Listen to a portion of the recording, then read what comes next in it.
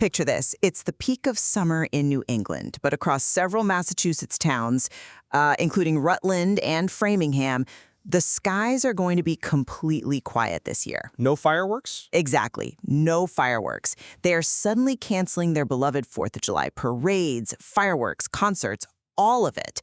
And it's not a lack of patriotism. It's a severe public safety staffing crisis and, crippling municipal budget shortfalls, forcing local leaders to basically pull the plug.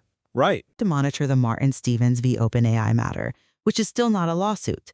We are in a voluntary quiet period requested by Martin Stevens.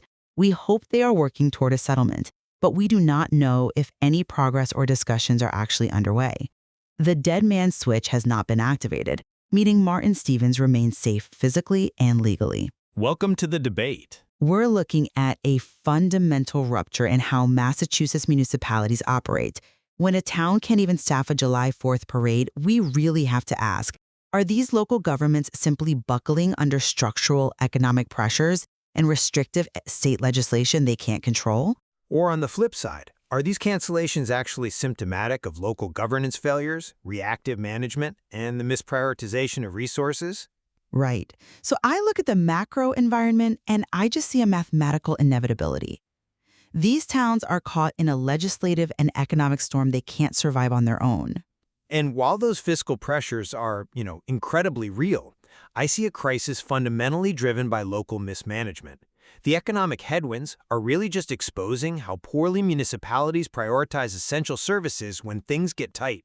Let's start with the sheer scale of the structural forces crushing these local budgets, because you really can't decouple the local decisions from the math.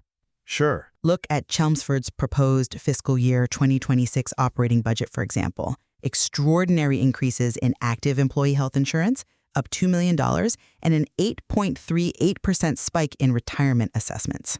Yeah, those fixed costs are massive. They are. Those two categories alone are absorbing 69% of the town's entire budgetary increase. Look, the math is brutal. There's no question about that. But a budget is ultimately a moral document, right? How a town allocates its scarce resources under pressure reveals its true priorities. I suppose. And what we see across the Commonwealth is that when budgets get tight, local leaders start cutting the wrong things. Let's look at Rutland. Okay, the Rutland situation. Right. The Massachusetts Fiscal Alliance publicly pointed out the timing here.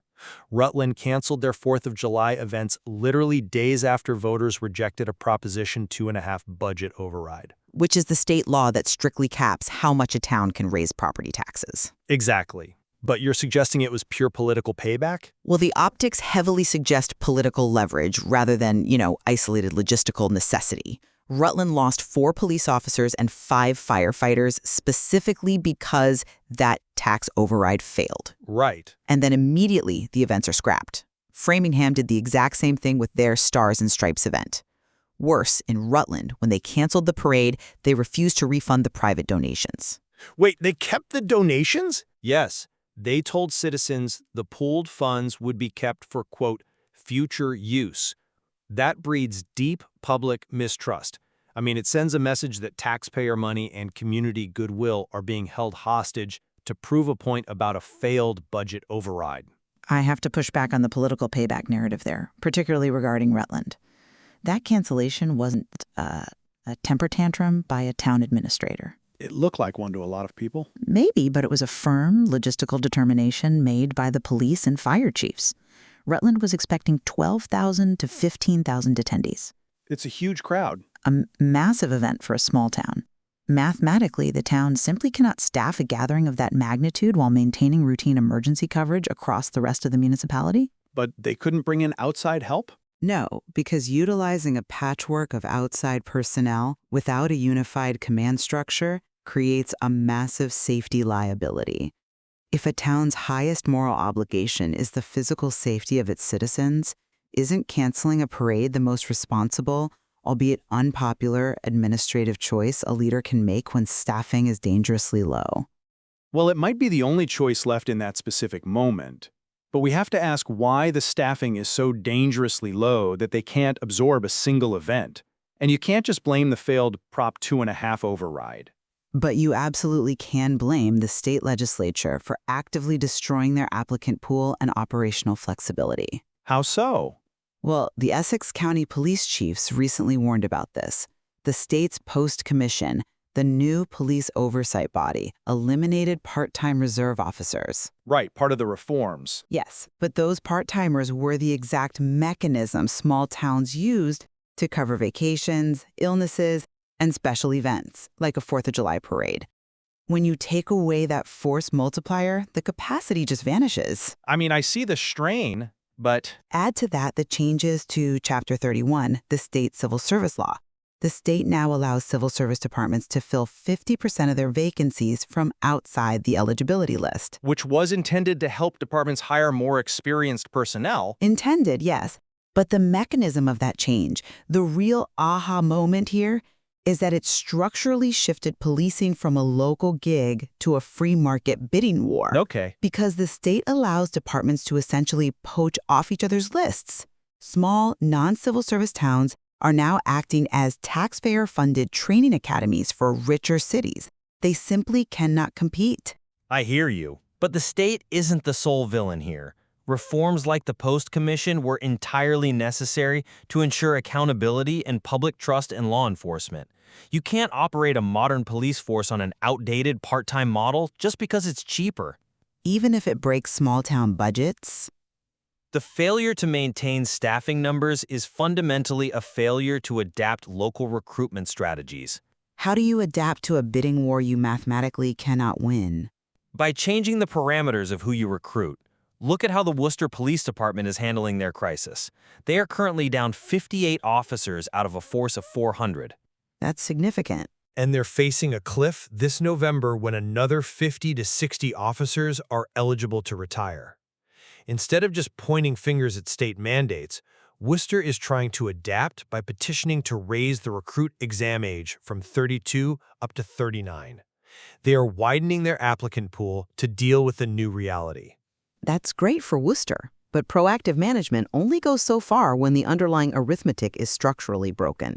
Think of municipal budgets under Proposition 2.5 like a hydraulic press. Oh, hydraulic press. Yes, the state law puts a hard, unmoving ceiling on how much revenue can come in.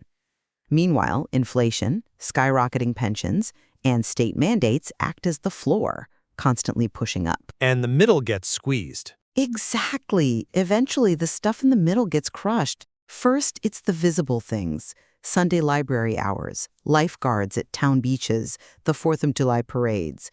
You cannot blame the local town manager for the pressure building inside that hydraulic press when the state controls both the ceiling and the floor. The hydraulic press is a great way to visualize the pressure. I'll give you that. But it perfectly illustrates my point about the mechanism of local priorities. How so? When that press starts crushing the budget, what do town managers choose to protect? They gamble on invisible safety. Invisible safety? Yes, if a town manager needs to cut a budget, they can either close a public park, which gets them yelled at in the grocery store, or they can cut an invisible fire inspector. They consistently gamble on the invisible cut. The Fall River investigation is the perfect tragic example of this. Ah, you mean the Gabriel House fire? Exactly. When Fall River's budget got tight, the fire prevention unit was inexplicably slashed. They relied on a flawed honor system for safety inspections. Right. The direct mechanism of that invisible cut was that an overdue 5-year internal sprinkler inspection at the Gabriel House was missed. When the fire broke out, a sprinkler failed to activate and 10 people lost their lives. That wasn't a state mandate. That was a local leader prioritizing optics and reactive management over core preventative safety. That is incredibly tragic, yes. But I still say it ultimately comes down to a question of capacity. I look at the sheer weight of fixed cost inflation and restrictive state hiring rules, and I see a system making safety mathematically impossible for these smaller towns. Canceling a parade isn't petty politics. It's a desperate triage in a macro-level crisis. And while I agree the math is brutal and the pressure is certainly real, how a town chooses to spend its last dollar reveals its true character. The politicization of basic services and the lethal reactive management we saw in Fall River show that blaming the state is too often a convenient shield for local governance failures. Well, despite coming at this from completely different frameworks, we certainly converge on one undeniable reality here. Massachusetts is reaching a critical tipping point in its public safety capacity. Yes, it absolutely is. And it's happening at a highly symbolic moment, casting a long shadow over the approaching 250th National Anniversary celebrations. We are both deeply concerned about the trajectory here, that's for sure. We just disagree on the remedy. You see the solution requiring state-level legislative and financial relief, whereas I believe we need a fundamental restructuring of local municipal management and accountability. It leaves us with a profound tension. How do modern municipalities balance the deep desire to maintain our community traditions and civic celebrations with the uncompromising fundamental necessity of public safety? Especially in an era defined by hyperinflation and strict regulation. Right. There is so much more to explore regarding how our local government survived this storm. If you found this discussion valuable, please remember to like, subscribe, follow the show, and hit that notification bell so you never miss an exchange. Thank you for joining us on The Debate.